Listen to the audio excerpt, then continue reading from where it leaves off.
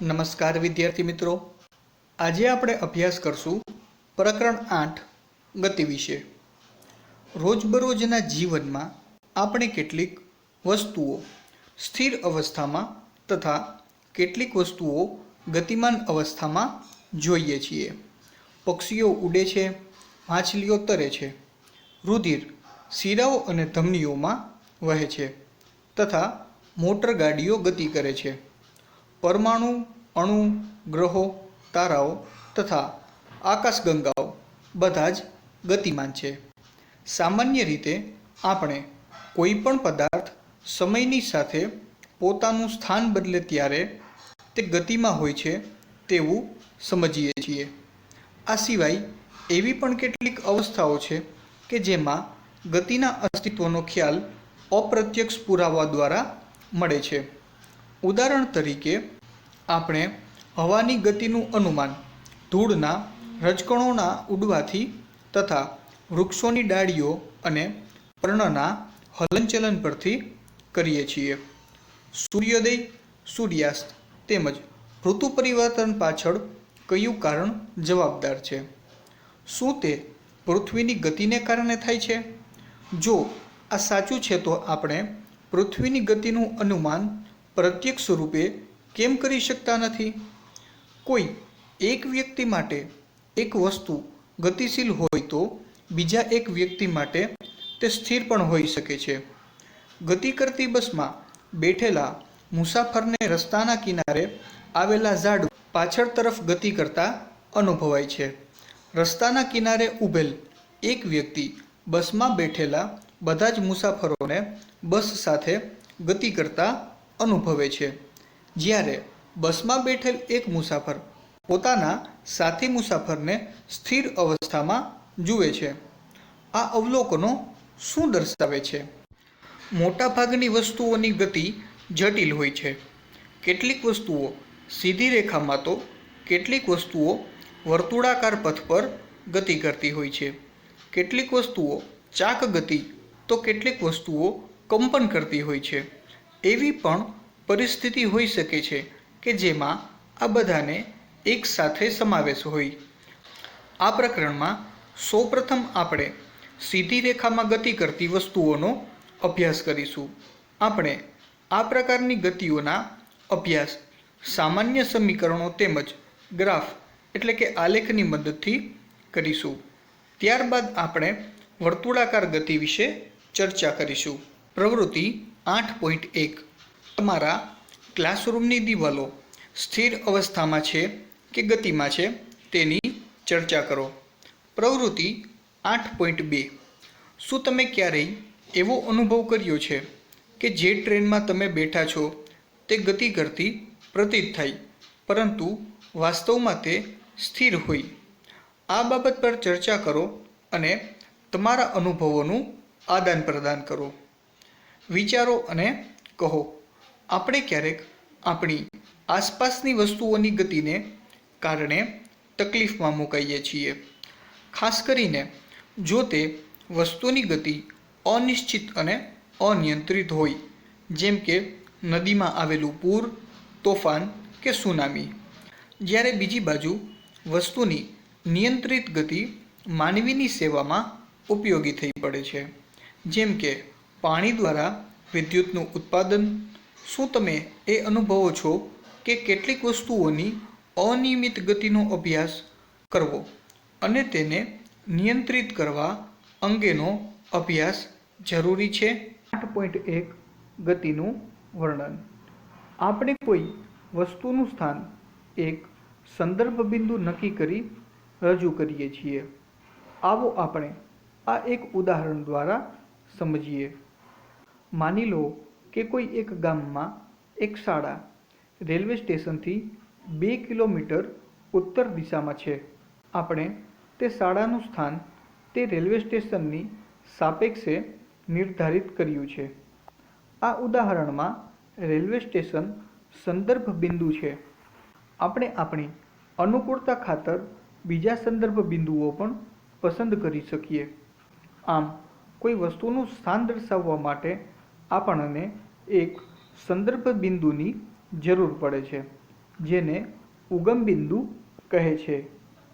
8.1.1 સુરેખ પથ પર ગતિ. ગતિનો સૌથી સરળ પ્રકાર રેખીય ગતિ છે. આપણે સૌપ્રથમ એક ઉદાહરણ દ્વારા તેને વર્ણવવાનું શીખીશું. ધારો કે કોઈ વસ્તુ સુરેખ પથ પર ગતિ કરી રહી છે. વસ્તુ પોતાની ગતિ બિંદુ O થી શરૂ કરે છે, જેને સંદર્ભ બિંદુ ગણી શકાય. આકૃતિ 8.1માં જે આપણને દર્શાવવામાં આવ્યું છે.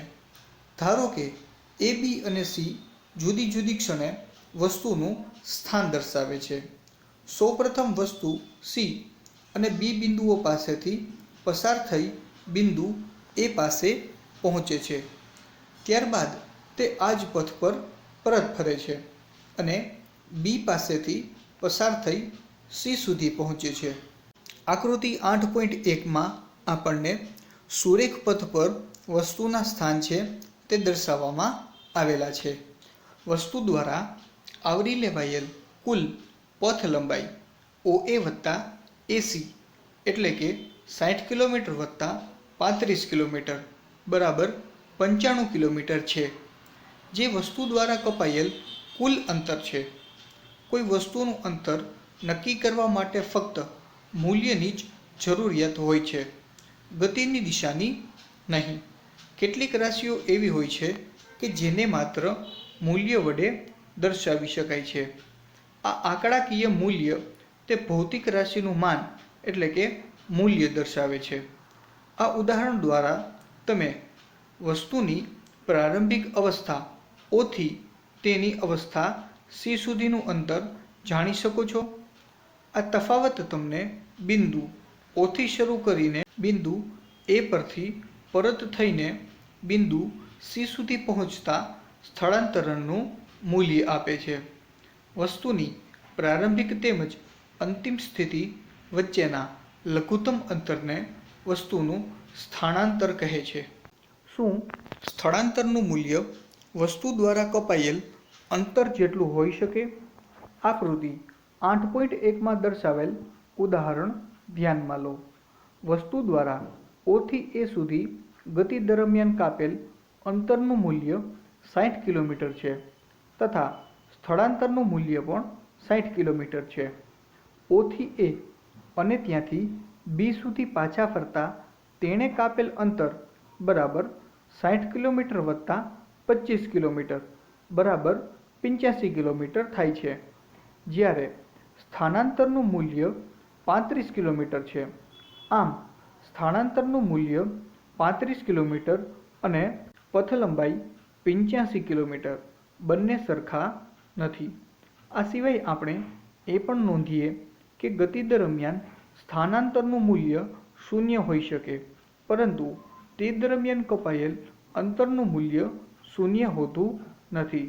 જો આપણે એવું માનીએ કે વસ્તુ ગતિ કરી બિંદુ O પાસે પાછી આવે છે, તો તેનું અંતિમ સ્થાન પ્રારંભિક સ્થાન પર સંપાત થશે અને તેથી તેનું સ્થાનાંતર શૂન્ય થશે. પરંતુ આ ગતિ દરમિયાન તેણે કાપેલ કુલ અંતર OA વત્તા AO બરાબર 60 કિલોમીટર વત્તા 60 કિલોમીટર બરાબર 120 કિલોમીટર થશે. આ રીતે બે અલગ અલગ ભૌતિક રાશિઓ અંતર અને સ્થાનાંતરનો ઉપયોગ વસ્તુની ગતિના સંપૂર્ણ વર્ણન માટે તેમજ આપેલ સમયગાળામાં વસ્તુના પ્રારંભિક સ્થાનની સાપેક્ષે અંતિમ સ્થાન જાણવા માટે કરવામાં આવે છે. પ્રવૃત્તિ 8.3 1 મીટર પટ્ટી અને એક લાંબુ દોરડું લો. બાસ્કેટબોલના મેદાનના એક ખૂણાથી તેની વિરુદ્ધ આવેલા બીજા ખૂણા સુધી તેની ધારે ધારે ચાલતા જાઓ. તમારા દ્વારા કપાયેલ અંતર અને સ્થાનાંતરનું મૂલ્ય આપો. આ બંને કિસ્સામાં બંને વચ્ચે તમે શું તફાવત નોંધો છો? પ્રવૃત્તિ 8.4 ગાડીમાં એક એવું સાધન ફિટ કરેલ હોય છે કે જેના દ્વારા તેણે કાપેલ અંતર જાણી શકાય. આ સાધનને ઓડોમીટર કહે છે. એક કારને ભુવનેશ્વરથી નવી દિલ્હી સુધી લઈ જવામાં આવે છે. ઓડોમીટરના અંતિમ વાંચન અને પ્રારંભિક વાંચન વચ્ચેનો તફાવત 1850 કિલોમીટર છે. ભારતના રોડ નકશાનો ઉપયોગ કરી ભુવનેશ્વર અને નવી દિલ્હી વચ્ચેનું સ્થાનાંતર ગણી તેની નોંધ કરો.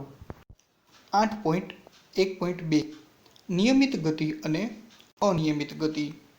ધારો કે એક વસ્તુ સુરેખ પથ પર ગતિ કરી રહી છે. ધારો કે તે પ્રથમ કલાકમાં 50 કિલોમીટર, બીજા કલાકમાં 50 કિલોમીટર, ત્રીજા કલાકમાં 50 કિલોમીટર અને ચોથા કલાકમાં 50 કિલોમીટર અંતર કાપે છે. આમ વસ્તુ સમાન સમયગાળામાં સરખું અંતર કાપતી હોવાથી આવી ગતિને નિયમિત ગતિ કહે છે. આ પ્રકારની ગતિમાં સમયગાળો નાનો કે મોટો હોઈ શકે. રોજબરોજના જીવનમાં આપણે એવી પણ કેટલીક ગતિ જોઈએ છીએ કે જેમાં વસ્તુ સામાન્ય સમયગાળામાં જુદું જુદું અંતર કાપતી હોય. ઉદાહરણ તરીકે ભીડવાળા રોડ પર ગતિ કરતી કાર અથવા બાગમાં જોગિંગ કરતી વ્યક્તિ, જે અનિયમિત ગતિના કેટલાક ઉદાહરણ છે.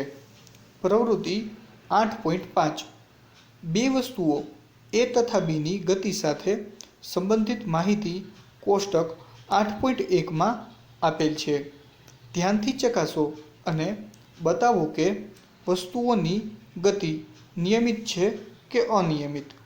કોષ્ટક 8.1 કે જેમાં આપણને સમય, વસ્તુ એ દ્વારા કપાયેલ અંતર મીટરમાં તથા વસ્તુ બી દ્વારા કપાયેલ અંતર મીટરમાં દર્શાવવામાં આવેલું છે. સમય આપેલો છે 9:30નો. વસ્તુ એ દ્વારા કપાયેલું અંતર છે 10 મીટર અને વસ્તુ બી દ્વારા કપાયેલું અંતર છે 12 મીટર.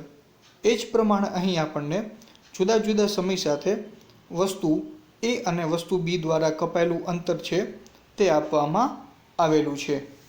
ગતિ આ શબ્દ સાથે આપણે ખૂબ જ સારી રીતે પરિચિત છીએ. આપણા રોજિંદા જીવનમાં આપણે કેટલીક વસ્તુઓની સ્થિર અવસ્થામાં તો કેટલીક વસ્તુઓને ગતિમાન અવસ્થામાં જોઈએ છીએ. ઉદાહરણ તરીકે પક્ષીઓ ઉડે છે, માછલીઓ છે તે તરે છે, તેમજ રુધિર છે તે શીરા અને ધમનીઓની અંદર વહન કરે છે. સામાન્ય રીતે આપણે કોઈ પદાર્થ સમયની સાથે પોતાનું સ્થાન બદલે ત્યારે તે ગતિમાં છે તેમ સમજીએ છીએ. આ સિવાય પણ એવી કેટલીક અવસ્થાઓ છે કે જેમાં આપણને ગતિનો ખ્યાલ છે તે અપ્રત્યક્ષ પુરાવો દ્વારા મળે છે. ઉદાહરણ તરીકે આપણે વાત કરીએ તો હવાની ગતિ.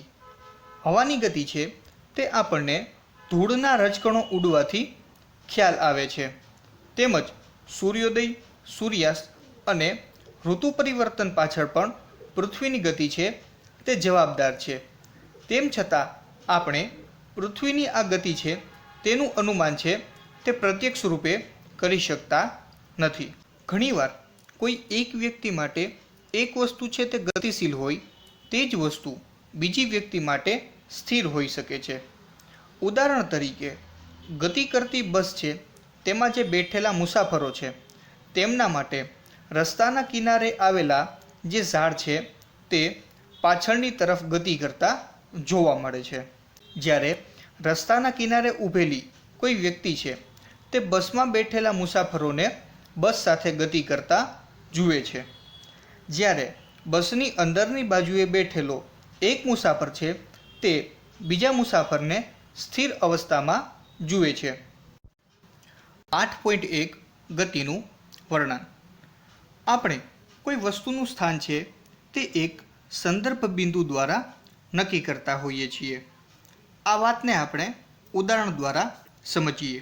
કોઈ એક ગામમાં એક શાળા રેલવે સ્ટેશનથી 2 કિલોમીટર ઉત્તર દિશામાં આવેલી છે. તે શાળાનું સ્થાન તે રેલવે સ્ટેશનની સાપેક્ષે આપણે નિર્ધારિત કર્યું છે. આ ઉદાહરણમાં જે રેલવે સ્ટેશન છે તે આપણું સંદર્ભ બિંદુ છે. આપણે આપણી અનુકૂળતા મુજબ આ પ્રકારના બીજા સંદર્ભ બિંદુઓ પણ પસંદ કરી શકીએ છીએ. આ મુજબ આપણે કોઈ વસ્તુનું સ્થાન દર્શાવવા માટે કોઈ એક સંદર્ભ બિંદુની મદદ લઈએ છીએ અને આ જે સંદર્ભ બિંદુ છે તેને જ આપણે ઉગમ બિંદુ કહીએ છીએ. ગતિના ઘણા પ્રકાર છે. તેમાં ગતિનો સૌથી સરળ પ્રકાર છે રેખીય ગતિ. આપણે તેને ઉદાહરણ દ્વારા સમજીએ. માનો કે કોઈ વસ્તુ છે તે સુરેખ પથ પર ગતિ કરી રહી છે. આ વસ્તુ પોતાની ગતિ બિંદુ ઓથી શરૂ કરે છે, જે અહીં આકૃતિમાં જોઈ શકાય છે. જે બિંદુ ઓને આપણે સંદર્ભ બિંદુ અથવા તો ઉગમ બિંદુ પણ ગણી શકીએ. અહીં એ, બી અને સી વસ્તુનું જુદી જુદી ક્ષણનું સ્થાન છે તે દર્શાવે છે. સૌપ્રથમ આ વસ્તુ છે તે બિંદુ સી અને ત્યારબાદ બિંદુ ઓ પાસેથી પસાર થઈને બિંદુ એ પાસે પહોંચે છે. ત્યારબાદ આ જ પથ પર તે પરત ફરે છે અને બિંદુ બી પાસેથી થઈને બિંદુ સી સુધી પહોંચે છે. વસ્તુ દ્વારા આવરી લેવાયેલું જે કુલ પરિપથ છે તે OA વત્તા AC એટલે કે ઓથી એ બિંદુ સુધીનું 60 કિલોમીટરનું અંતર વત્તા એથી સી બિંદુ સુધીનું 35 કિલોમીટરનું અંતર. આ બંને અંતરનો સરવાળો કરતાં આપણને 95 કિલોમીટર મળે છે કે જે વસ્તુ દ્વારા કાપેલ કુલ અંતર છે. વસ્તુનું અંતર નક્કી કરવા માટે ફક્ત મૂલ્યની જ જરૂરિયાત હોય છે. તેના માટે ગતિની દિશાની કોઈ જરૂરિયાત હોતી નથી. કેટલીક રાશિઓ એવી હોય છે કે જેને માત્ર મૂલ્ય વડે દર્શાવી શકાય છે. આ આંકડાકીય મૂલ્ય છે તે ભૌતિક રાશિનું માન અથવા તો મૂલ્ય છે તે દર્શાવે છે. આ ઉદાહરણમાં વસ્તુની જે પ્રારંભિક અવસ્થા ઓથી તેની અવસ્થા સી સુધીનું અંતર છે તે કેવી રીતે જાણી શકાય? આ અંતર છે તે આપણને તફાવત દ્વારા પ્રાપ્ત થાય છે. આ તફાવત આપણને બિંદુ ઓથી શરૂ કરીને બિંદુ એથી પરત થઈને બિંદુ સી સુધી પહોંચતા થતાં જે સ્થાનાંતર છે તેનું મૂલ્ય આપે છે. વસ્તુની પ્રારંભિક તેમજ અંતિમ અવસ્થા વચ્ચેના લઘુત્તમ અંતરને વસ્તુનું સ્થાનાંતર કહેવામાં આવે છે. શું સ્થાનાંતરનું મૂલ્ય છે તે વસ્તુ દ્વારા કાપેલ અંતર જેટલું જ હોઈ શકે? અહીં આપણે જે ઉદાહરણ લીધું છે તેમાં વસ્તુ દ્વારા ઓથી એ સુધી ગતિ કરતાં કાપેલું અંતર છે તેનું મૂલ્ય 60 કિલોમીટર છે અને તેના સ્થાનાંતરનું મૂલ્ય પણ 60 કિલોમીટર છે. બીજા ઉદાહરણમાં બિંદુ ઓથી એ સુધી અને ત્યાંથી બિંદુ બી સુધી આ વસ્તુ છે તે ગતિ કરે છે. તેથી તેણે કાપેલું જે કુલ અંતર છે તે ઓથી એ સુધીનું 60 કિલોમીટર અને એથી બી બિંદુ સુધીનું 25 કિલોમીટર એમ બંનેનો સરવાળો કરતાં તેના દ્વારા કાપેલું જે કુલ અંતર છે તે 85 કિલોમીટર છે. પરંતુ આ વસ્તુનું સ્થાનાંતર છે તેનું મૂલ્ય 35 કિલોમીટર થાય છે. તેથી આપણે કહી શકીએ કે વસ્તુનું સ્થાનાંતરનું મૂલ્ય અને તેની પથ લંબાઈ અથવા તો તેના દ્વારા કાપેલું જે કુલ અંતર છે તે બંને સરખા નથી. અહીં આપણે તે બાબતની નોંધ કરીશું કે કોઈ વસ્તુ દ્વારા કરાયેલું સ્થાનાંતર છે તેનું મૂલ્ય શૂન્ય હોઈ શકે, પરંતુ તે વસ્તુ દ્વારા કપાયેલું અંતર છે તેનું મૂલ્ય શૂન્ય હોઈ શકે નહીં. ઉદાહરણ દ્વારા સમજીએ. અહીં દર્શાવેલી જે આકૃતિ છે તેમાં કોઈ વસ્તુ છે તે બિંદુ ઓ પાસેથી ગતિ શરૂ કરીને પાછું બિંદુ ઓ પાસે આવીને અટકી જાય છે. તો આ ઉદાહરણમાં વસ્તુનું અંતિમ સ્થાન છે તે તેનું પ્રારંભિક સ્થાન જ થશે. તેથી આ વસ્તુ દ્વારા કરાયેલું સ્થાનાંતર છે તેનું મૂલ્ય અહીં શૂન્ય થશે, પરંતુ આ વસ્તુ દ્વારા જે કુલ અંતર કાપવામાં આવેલું છે તે ઓથી એ સુધીનું 60 કિલોમીટર તથા એથી ઓ સુધીનું 60 કિલોમીટર એટલે કે 120 કિલોમીટર થશે. આ રીતે આપણે કહી શકીએ કે બે અલગ અલગ ભૌતિક રાશિઓ અંતર અને સ્થાનાંતરનો ઉપયોગ છે તે વસ્તુની ગતિના સંપૂર્ણ વહન માટે તેમજ આપેલા સમયગાળામાં વસ્તુના પ્રારંભિક સ્થાનની સાપેક્ષમાં અંતિમ સ્થાન જાણવા માટે કરવામાં આવે છે. નિયમિત ગતિ અને અનિયમિત ગતિ. ધારો કે એક વસ્તુ છે તે સુરેખ પથ પર ગતિ કરી રહી છે. આ વસ્તુ દ્વારા પ્રથમ કલાકમાં 50 કિલોમીટર, બીજી કલાકમાં 50 કિલોમીટર અને આવી રીતે 4 કલાકની અંદર પ્રત્યેક કલાકમાં 50 કિલોમીટરનું અંતર છે તે કાપવામાં આવે છે. તેથી આ વસ્તુ છે તે સમાન સમયગાળામાં એક સરખું અંતર કાપતી હોવાથી આ વસ્તુની ગતિને આપણે નિયમિત ગતિ કહીએ છીએ. આ પ્રકારની ગતિમાં જે સમયગાળો છે તે નાનો અથવા મોટો હોઈ શકે છે. આપણા રોજિંદા જીવનમાં આપણે એવી ઘણી ગતિઓ જોઈએ છીએ કે જેમાં વસ્તુ એક સમાન સમયગાળામાં જુદું જુદું અંતર છે તે કાપતી હોય છે. ઉદાહરણ તરીકે ભીડવાળા રસ્તાઓ પર ગતિ કરતી કાર અથવા તો બાગમાં આવેલા જોગિંગ કરતા વ્યક્તિઓ કે જે અનિયમિત ગતિના કેટલાક ઉદાહરણ છે. તેનું કારણ એ છે કે આ બધી વસ્તુઓ એક સમાન સમયગાળામાં જુદું જુદું અંતર છે તે કાપતી હોય છે. આજનો વિડીયો છે તે અહીં પૂર્ણ થાય છે. નેક્સ્ટ વિડીયોમાં આપણે 8.2 ગતિના દરનું માપન તેનો અભ્યાસ કરીશું. તો ફરીથી મળીએ નેક્સ્ટ વિડીયોમાં.